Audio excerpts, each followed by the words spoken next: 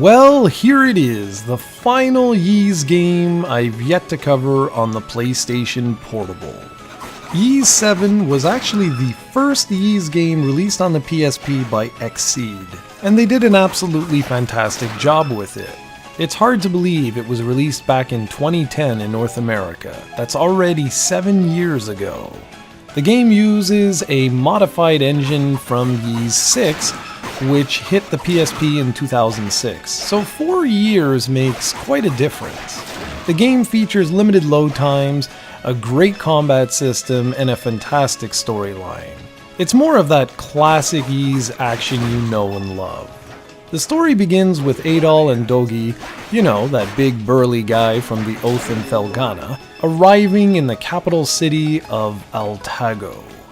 And before long, the two are swept up in a bold new adventure.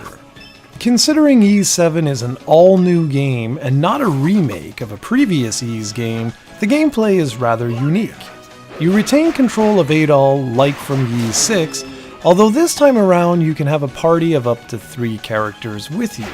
Each playable character has a unique weapon that works well against a certain enemy type.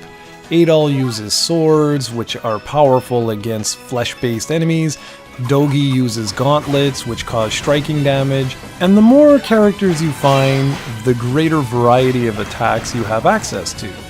This beats the system employed in Ys 6, as you don't have to switch weapons to have access to new moves. You just press the circle button and you can cycle through all the different playable characters. It's an excellent system that's actually very fun to play with.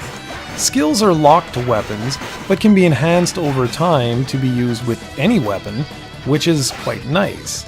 You can also perform a charge attack, which does increase damage, so when you combine all of these different elements together, you end up with a nice, robust combat system.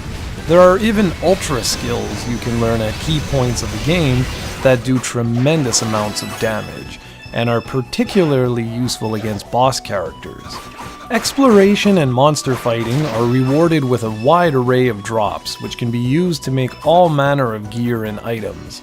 The very best gear in the game requires you to synthesize it, which means you're going to be exploring every single inch of the world and fighting absolutely everything you can find.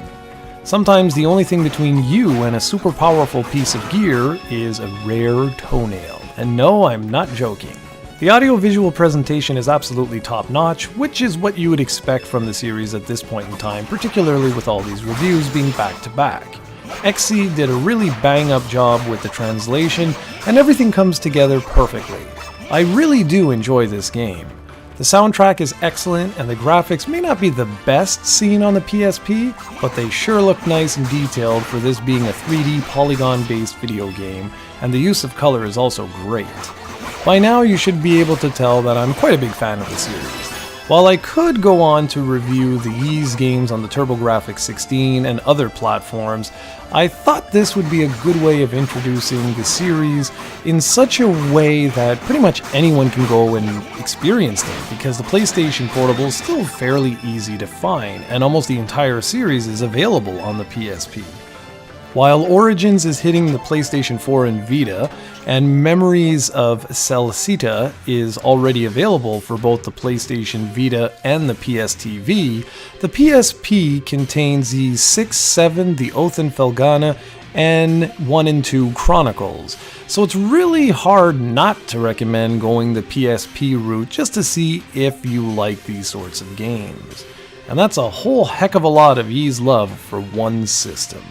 I hope you've enjoyed, and next week I'm going to be covering an RPG that you don't want to miss.